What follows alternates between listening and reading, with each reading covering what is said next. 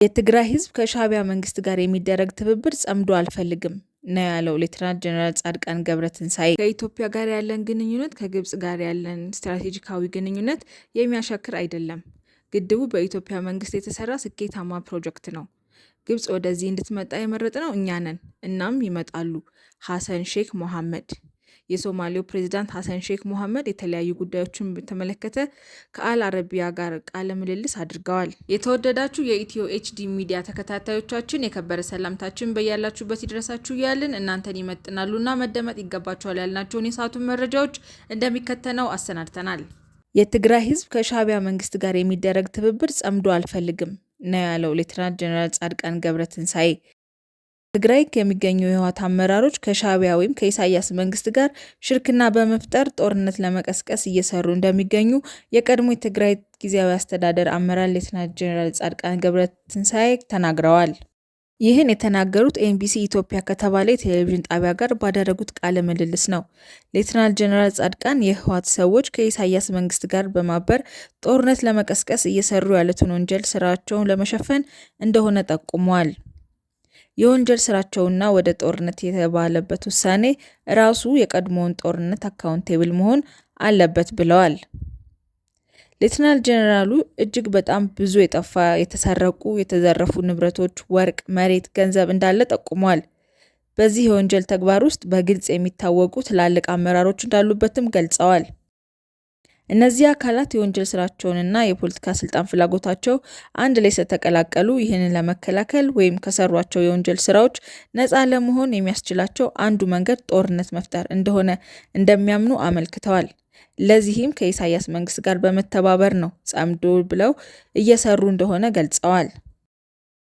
የትግራይ ህዝብ እያንዳንዱ የሚያደርጉትን እንቅስቃሴ አውቆባቸዋል ያሉት ሌተናንት ጀነራሉ የትግራይ ጄኖሳይድ ኮሚሽን ባጠናው ጥናት በትግራይ ጦርነት ወቅት 75% የግፍና የወንጀል ስራዎች የሰራው የኤርትራ ሰራዊት እንደሆነ መመልከቱን ተናግረዋል። ሰው የገደለው፣ ሴቶች የደፈረው፣ ሴቶች ማህፀን ላይ ያልሆነ ነገር ያስገባው የኤርትራ ሰራዊት እንደሆነ ገልጸዋል። የአክሱም ነፍሰ ገዳይ የሻዕቢያ ወታደር ነው። የማህበረ ደጎ ነፍሰ ገዳይ የሻዕቢያ ወታደር ነው። የማርያም ደንገላት ነፍሰ ገዳይ የሻዕቢያ ወታደር ነው። ደቡብ ትግራይ ራያ ላይ መጥቶ በመቶዎች የሚሆኑ ሰዎችን ረሽኖ የሄደው የሻዕቢያ ወታደር ነው ብለው ተናግረዋል። ህዝቡ ይሄን ወታደራዊና ፖለቲካ መሪዎች ፍላጎት እንዲሁም የሚያደርጉት ግንኙነት ስለሚያውቅ ከሻዕቢያ ጋር የሚደረግ ትብብር ጸምዶ አልፈልግም ነው ያለው ሲሉ ተናግረዋል። ከእነሱ ጋር በወንጀል የተሳሰረው ካልሆነ በስተቀር ህዝቡ ከኢሳያስ መንግስት ጋር መተባበር ጥፋት እንደሚያመጣ አምኖ አልተቀበለውም ሲሉ አክለዋል። እዚህ ጦርነት እንዲነሳ የሚፈልጉና እየሰሩ ያሉ አካላት በኤርትራ፣ ሱዳን በኩል ጥይት፣ ጠመንጃ እንደሚያስገቡ፣ የጦር መሳሪያ እንደሚገዙ ይህንን ሰው እንደሚያውቅ ሌተናንት ጀነራል ጻድቃን ገብረትንሳኤ ተናግረዋል። ሌተናንት ጀነራሉ በትግራይ ጦርነት ወቅት ጦር የመሩ በኋላም የሰላም ስምምነቱ ተከትሎ በትግራይ ጊዜያዊ አስተዳደር ውስጥ ከፍተኛ አመራር ሆነው የሰሩ፣ አለመግባባት ሲፈጠር ትግራይን ለቀው የወጡ አንጋፋ የትግራይ ጀነራል ናቸው። ከኢትዮጵያ ጋር ያለን ግንኙነት ከግብጽ ጋር ያለን ስትራቴጂካዊ ግንኙነት የሚያሻክር አይደለም። ግድቡ በኢትዮጵያ መንግስት የተሰራ ስኬታማ ፕሮጀክት ነው። ግብጽ ወደዚህ እንድትመጣ የመረጥነው እኛ ነን፣ እናም ይመጣሉ። ሐሰን ሼክ መሐመድ። የሶማሌው ፕሬዝዳንት ሐሰን ሼክ መሐመድ የተለያዩ ጉዳዮችን በተመለከተ ከአል አረቢያ ጋር ቃለ ምልልስ አድርገዋል። በቃለ መጠይቃቸው የታላቁ የህዳሴ ግድብና የቀይ ባህርን ጉዳይ በተመለከተ ጥያቄ ቀርቦላቸው ምላሽ ሰጥተዋል። ፕሬዝዳንቱ የታላቁ ህዳሴ ግድብ በተመለከተ ምን አሉ? ፕሬዝዳንት ሐሰን ሼክ መሐመድ የታላቁ የኢትዮጵያ ህዳሴ ግድብ ትልቅ ፕሮጀክት መሆኑን አንስተው ለኢትዮጵያና ለቀጠናው የኤሌክትሪክ ኃይል የሚያቀርብ ፕሮጀክት መሆኑን ገልጸዋል። ፕሬዝዳንቱ አክለውም ግድቡ በኢትዮጵያ መንግስት የተሰራ ስኬታማ ፕሮጀክት ነው ብለዋል። ለህዳሴ ግድብ ምርቃት ወደ ኢትዮጵያ መምጣታቸው ከግብጽ ጋር ያላቸው ግንኙነት እንዴት ያደርገዋል ተብለው ለተጠየቁት ፕሬዝዳንቱ ኢትዮጵያ ጎረቤታችን ነች፣ 2000 ኪሎ ሜትር ድንበር እንጋራለን በማለት ከኢትዮጵያ ጋር ያለን ግንኙነት ከግብጽ ጋር ያለንን ስትራቴጂካዊ ግንኙነት የሚያሻክር አይደለም ብለዋል። ፕሬዝዳንቱ ሶማሊያ ሁለቱ ሀገራት ሱዳን ጨምሮ አንዱ ሌላኛውን እንዲረዳ ድጋፍ ለማድረግ ዝግጁ መሆኗን ገልጸዋል። የግብጽ ጦር በሶማሊያ ስለመስፈሩ ምን አሉ? ፕሬዝዳንቱ ሐሰን ሼክ መሐመድ የግብጽ ጦር በአፍሪካ ህብረት ጥላ ስር እንደሚሰሩ ገልጸው የግብጽ ጦር መኮንኖች ጦሩ የሚሰፍርበትን ቦታ መጥተው መገምገማቸውና የሚቀረው ነገር ጦር ማስፈር እንደሆነ ገልጸዋል። ፕሬዝዳንቱ ግብጽ የሶማሌ ደህንነት አካላትን ከስልጠና እስከ መሳሪያ ድረስ እየደገፈች መሆኑን ተናግረዋል።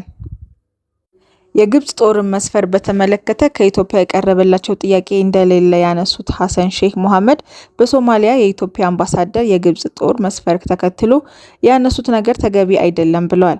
በተጨማሪም ፕሬዝዳንቱ ሶማሊያ ሉዓላዊ ሀገር ነች፣ ውሳኔውም ሉዓላዊ ነው በማለት ግብጽ ወደዚህ እንድትመጣ የመረጥነው እኛ ነን እናም ይመጣሉ ብለዋል። ፕሬዝዳንቱ የቀይ ባህርን ጉዳይ በተመለከተ ምን አሉ? የኢትዮጵያ ጠቅላይ ሚኒስትር ኢትዮጵያ ያጣችውን የባህር በር አማራጭ ለማስመለስ እንደሚሰሩ መናገራቸውን የሶማሌ በስጋት ትመለከተዋለች ወይ ተብለው ለጠየቁት ጥያቄ ኢትዮጵያ ቀይ ባህር መድረስ ከፈለገች መድረስ ትችላለች፣ ነገር ግን ሁሌም ለመድረስ የሚሄዱ መንገዶች አሉ፣ ያንን በዓለም አቀፍ ደረጃ ተቀባይነት ያለው መንገድ ይከተላሉ ብዬ አስባለሁ ብለዋል። ፕሬዝዳንቱ ኢትዮጵያና ኤርትራ በቀይ ባህር ይዋጋሉ የሚል ወሬ እሰማለሁ፣ ነገር ግን በይፋ የሰማሁት ነገር የለም ብለው ሶማሊያ በመላው ዓለም ሉዓላዊነት ላይ የሚፈጸመውን ጥሰት አትደግፍም ሲሉ ተናግረዋል።